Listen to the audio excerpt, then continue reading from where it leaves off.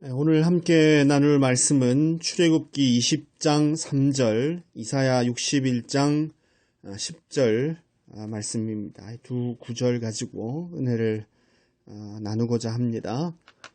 왜 기쁜지, 왜 슬픈지 잘 살펴보십시오. 이런 제목으로 출애굽기 20장 3절 그리고 이사야 61장 10절을 본문으로 은혜를 나누고자 합니다. 제가 읽어드리겠습니다. 먼저 출애굽기 20장 3절입니다. 너는 나 외에는 다른 신들을 내게 있게 말지니라.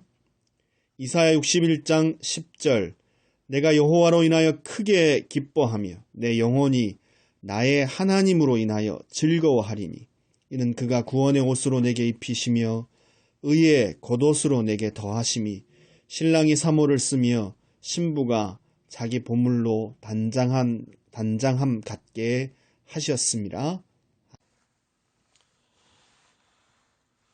계명, 율법 이런 말에 대해서 대부분의 사람들은 부정적인 선입견을 가지고 있습니다. 뭔가 억압하고 제한하고 그래서 불편하게 만드는 것이라고 생각합니다. 포근하고 따뜻한 이미지보다는 차갑고 딱딱한 느낌이 강합니다. 그러나 하나님께서 주신 계명은 다릅니다. 달라도 완전 다릅니다. 어떻게 보면 지난 몇 주 동안 우리가 나눈 내용은 계명에 대한 이런 부정적인 생각을 없애기 위한 것이었습니다. 그래서 아들을 주신 사랑과 율법을 주신 사랑은 같은 사랑이다. 이렇게 말씀드렸습니다. 각각의 계명 안에 숨겨진 하나님의 마음, 즉 사랑의 마음을 읽어내는 것이 중요하다고 말씀드린 이유도 이와 무관하지 않습니다. 너는 나 외에는 다른 신들을 내게 있게 말지니라.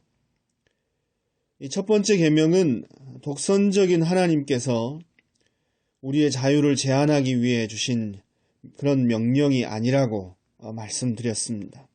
오히려 신랑이신 하나님께서 신부인 우리에게 주신 불같은 사랑 고백에 가깝다. 이렇게 설명드렸습니다. 둘이 연합하여 한 몸을 이루라고 하나님께서 만들어주신 부부 관계처럼 신랑이신 하나님은 신부인 우리와 깊고 순결한 사랑을 나누기 원하십니다. 그래서 첫 번째 계명은 이렇게 풀어 쓸 수 있다라고 말씀드린 기억이 있습니다. 내 어여쁜 신부야, 나는 생명처럼 널 사랑하고 늘 너만 바라본다. 다른 데 마음을 빼앗기지 말고 오직 나와 연합하여 한 몸을 이루자. 이렇게 계명 안에 들어있는 하나님의 사랑을 읽어내는 것이 왜 중요한지 10계명의 서론을 배우면서 한번 말씀드린 기억이 있습니다. 사랑하셔서 계명을 주셨다는 걸 알아야 두려움으로 순종하는 것이 아니라 감사로 순종할 수 있기 때문입니다.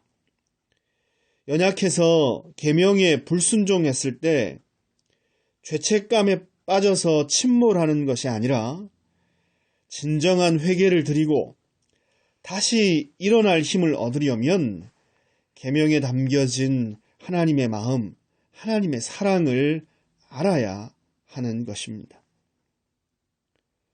그러므로 우리는 담대하게 하나님의 계명에 자신을 비춰볼 수 있습니다. 하나님의 계명으로 자신을 점검해서 회개하고 삶을 개혁하는 작업을 두려움 없이 할 수 있습니다. 하나님께서 계명을 주신 이유가 벌 주시려는 것이 아니라 우리를 다듬고 변화시켜서 천국으로 이끄시려는 것임을 알고 믿기 때문입니다. 따라서 우리는 각 계명을 통해서 크게 두 가지 일을 해야 합니다. 첫째는 계명에 담긴 하나님의 사랑을 알고 발견하는 것입니다. 그리고 둘째는 그 계명으로 자신을 점검하고 회개하는 일입니다. 이 과정을 통해서 우리는 천국에 걸맞는 하나님의 자녀로 더욱더 변화될 것입니다. 첫 번째 계명 앞에 서서 이 계명에 담겨진 하나님의 마음, 하나님의 사랑을 지난 시간 살펴보았습니다. 그럼 이제 이 계명의 깊은 뜻을 붙잡고 자신을 살펴보는 그런 일을 해야 할 차례입니다. 다른 것에 마음을 빼앗기지 말고 나와 연합하여 한 몸을 이루고 나만 사랑의 교제를 나누자. 이 신랑 되신 하나님의 고백 앞에서 나는 어떤 반응을 보이며 살고 있습니까? 나누어지지 않는 마음으로 하나님을 사랑하고 온 마음으로 하나님께 삶을 드리고 있습니까?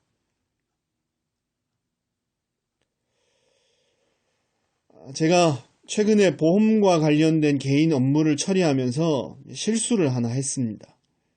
시간에 쫓겨서 급하게 일을 마무리하다가 저지른 그리 크지 않은 문제였습니다.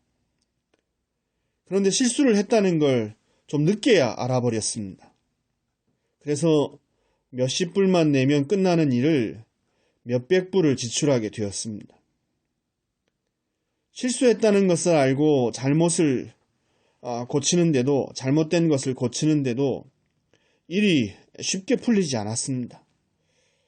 아주 간단한 일인데 몇 번이나 전화를 하고 서류도 수차례 보냈는데도 문제가 잘 해결되지 않았습니다. 한 달 정도의 시간이 걸렸던 것 같습니다. 성도님들이 아시는 대로 제가 겉모습과 어울리지 않게 소심하고 좀 예민하지 않습니까? 이 기간 동안 제가 집에서 인상을 좀 쓰고 있었나 봅니다. 아이들이 아버지 안색을 살피고 제 안사람에게 아버지 무슨 일이 있으세요? 하고 몇 번이나 물었다는 소리를 전해 들었습니다. 마음이 불편한 것이 아이들한테 보일 정도로 표시가 많이 났다는 말입니다. 참 부끄러운 일입니다.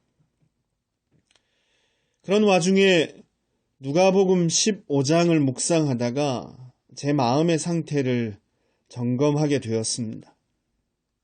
묵상한 내용은 예수님께서 가르쳐 주신 잃어버린 양에 대한 비유입니다.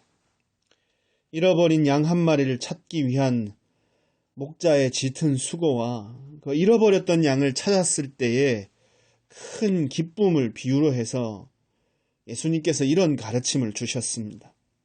누가복음 15장 7절 내가 너희에게 이르노니 이와 같이 죄인 하나가 회개하면 하늘에서 회개할 것 없는 의인 99을 인하여 기뻐하는 것보다 더하리라.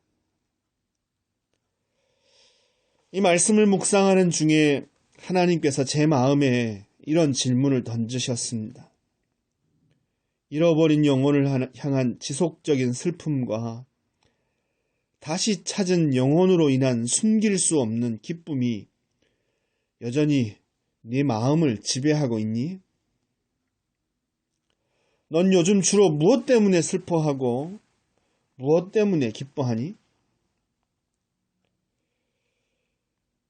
고개를 들고 자신 있게 하나님께서 주신 질문에 대답할 수가 없었습니다. 솔직하게 말해서 그때 제 마음의 슬픔과 기쁨을 지배하고 있는 주된 주제는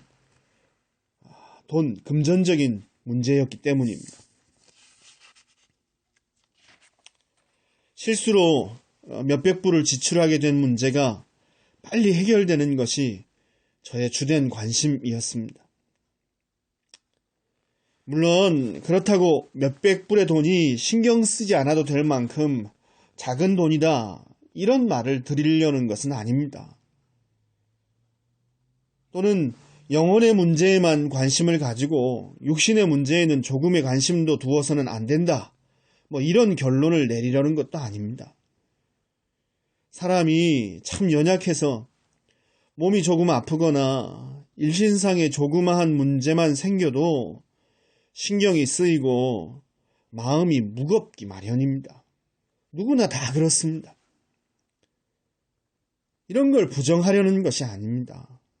다만 마음의 중심이 어디에 쏠려 있는지 점검하는 일이 필요하다는 이야기입니다.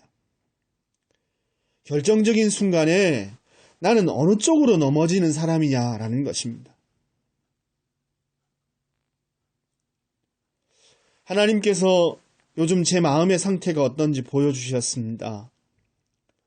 잃어버린 영혼을 향한 슬픔은 시들한데 잃어버린 돈을 향한 슬픔은 생생하다는 것을 보여주셨습니다. 제가 요즘 가치 있고 소중하게 여기고 그렇게 마음에 품고 사는 것이 무엇인지 보여주셨습니다. 부끄럽지만 제 얘기를 장황하게 드리는 것은 이것 때문입니다. 사랑하는 성도 여러분, 여러분은 요즘 주로 무엇 때문에 슬퍼하고 또 주로 무엇 때문에 기뻐하시는지요? 요즘 여러분의 주된 관심과 가치는 무엇인지요?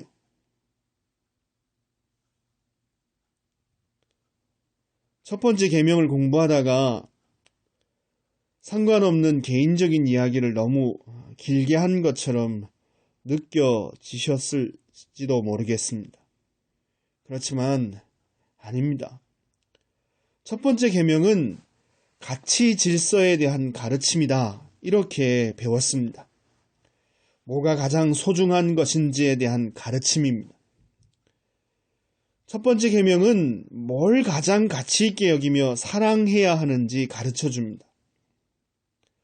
나는 하나님께 사랑받은 만큼 하나님을 사랑하고 있는지 점검하라고 도전합니다.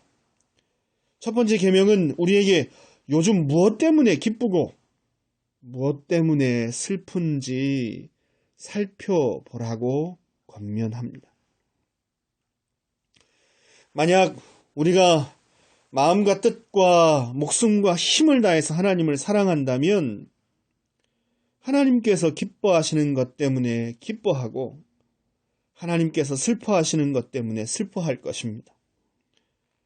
사랑하는 사람이 관심 갖는 것에 나도 관심을 가지는 것은 너무나도 당연한 이치이기 때문입니다. 만약 내 마음의 지속적인 기쁨과 슬픔의 주된 이유가 하나님의 것과 전혀 상관이 없다면 우리는 첫 번째 계명을 어기고 있는 것입니다. 현대를 사는 그리스도인이 이스라엘 백성들처럼 우상을 깎아 만들고 그것에 전하는 일을 하지는 않습니다. 그러나 오늘날에도 우리는 과거 이스라엘 백성들처럼 하나님을 사랑하지 않을 수 있습니다. 하나님의 관심과 뜻에는 마음을 두지 않고 오직 자신의 일락, 먹고 사는 일에만 마음을 빼앗길 수 있다는 것입니다. 말로는 하나님을 사랑한다 하면서도 실제로 관심을 두고 사는 일은 하나님과 전혀 상관없는 것일 수 있습니다. 만약 그렇다면 우리는 이스라엘 백성들처럼 첫 번째 계명에 불순종하고 있는 것입니다. 보이는 우상에게 절하는 것만이 우상 숭배가 아닙니다. 신부인 성도가 신랑이신 하나님을 온전히 신뢰하고 의지하지 않고 살아간다면 그것도 우상 숭배입니다. 우리 중에 풍요의 신 바알에게 도움을 요청하며 그렇게 기도하는 사람은 없습니다. 그러나 하나님이 아니라 자신을 신뢰하며 살아갈 가능성은 얼마든지 있습니다. 자신의 능력, 재주, 경험, 지식과 같은 것이 하나님께 기도하는 것보다 더 가깝고 실제적인 삶의 방편이라면 첫 번째 계명 앞에서 자신을 돌아보고 회개해야 합니다. 심지어 우리는 하나님을 섬기고 교회를 섬기면서도 자신이 가진 능력과 은사를 하나님보다 더 신뢰할 수 있습니다. 기도로 사람들과 교회를 섬기는 것을 앞세우지 않고 자신의 열정과 능력을 앞세워 일하고 있다면 위험합니다. 기도로 사람과 교회를 변화시키려고 하는 것이 아니라 자신의 사역과 수고로 변화를 꾀한다면 쉽게 낙심할 수 있습니다. 뿐만 아니라 하나님을 신뢰하지 않는 죄를 범하게 되는 것입니다. 자기도 모르는 사이에 첫 번째 계명을 어기게 되는 것입니다. 힘들고 때로는 괴로운 작업이지만 자신을 하나님의 계명 앞에 정직하게 세우고 마음과 삶을 점검하는 일을 지속합시다. 다행히 우리에게는 두려움 없이 이 일을 할 수 있는 담력이 있습니다. 하나님의 사랑을 아는 지식이 주는 담력입니다. 벌 주고 멸망시키려고 주신 계명이 아니라 고치고 다듬고 변화시키고 새롭게 하셔서 온전한 구원을 이루어 주시려고 베푸신 사랑의 계명이라고 믿고 알기 때문에 그래서 얻게 된 담력입니다. 사랑하셔서 아들을 주셨고 사랑하셔서 계명도 주셨기에 말씀과 계명 앞에 서서 자신을 살피고 회개하면 용서해 주시고 다시 일어설 수 있는 힘도 넉넉히 주시는 것입니다. 그러니 첫 번째 계명을 통해서 우리와 연합하여 한 몸을 이루기 원하시는 하나님의 그 크신 사랑을 잘 받들고 내 마음이 하나님의 마음과 일치하는지 살펴봅시다. 하나님의 슬픔이 내 슬픔인지, 잃어버린 영혼을 향한 하나님의 슬픔이 내 안에 지속해서 머물고 있는지 점검합시다. 주님의 교회를 향한 부흥의 소망이 내 기도 속에서 지워지지 않았는지 살펴봅시다. 자녀 때문에 기뻐하고, 가족 때문에 기뻐하고, 성공해서 기쁘고, 형통해서 기쁘고, 그럴 수 있습니다. 필요합니다. 그러나 그 기쁨 중에 하나님을 향한 기쁨과 하나님께서 기뻐하시는 일을 행함으로 찾아오는 기쁨이 얼마만큼의 자리를 차지하고 있는지 점검합시다.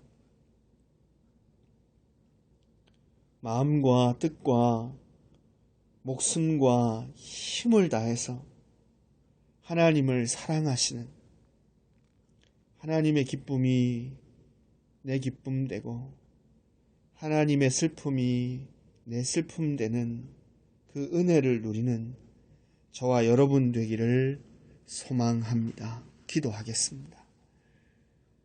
첫 번째 계명을 지속적으로 묵상하며 그 계명 안에 담겨진 하나님 마음을 알게 하시고 하나님과 연합하여 한 몸 이루는 놀라운 사랑, 놀라운 교제 나누기를 원하시는 그 하나님의 사랑, 우리를 향한 불같은 사랑 깨닫게 해주심 감사합니다. 그 사랑받은 자로서 우리는 어떻게 하나님 앞에 반응하고 있는지 점검할 수 있도록 도와주십시오. 저희도 마음과 뜻과 목숨과 힘을 다해서 하나님을 사랑할 수 있도록 도와주십시오. 사랑하는 하나님의 기쁨, 사랑하는 하나님의 슬픔이 우리의 기쁨과 슬픔이 될 수 있도록 사랑하는 당신과 마음이 일치되는 복을 주십시오. 그래서 하나님의 마음이 머무는 곳에 우리의 마음도 머무르고 주님의 손과 발 되어 주의 일, 주님 기뻐하시는 일 감당하는 저희들 될 수 있도록 은혜 베풀어 주십시오. 우리의 마음을 잘 점검하게 하시고 우리의 마음의 많은 부분이 어떤 것들로 채워져 있는지 점검하고 돌이켜 회개하고 하나님 마음 품고 살아가는 저희들 될 수 있도록 역사해 주십시오. 예수님 이름으로 기도 올리옵나이다.